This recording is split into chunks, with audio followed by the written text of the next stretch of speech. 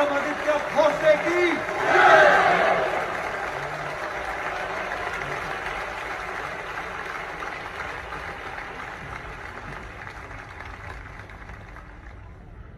आज आप सब मेरे चाहने वालों, कार्यकर्ताओं और मीडिया के सामने मैं यह घोषणा करना चाहता हूं कि अपने बाबा के आशीर्वाद से मैंने एक फैसला लिया है। अगले इलेक्शन में चीफ मिनिस्टरियल कैंडिडेट मैं रहूंगा। हमें यकीन है आप सही करेंगे। हम तुम्हारे साथ हैं। विक्रमादित्य भोसले की।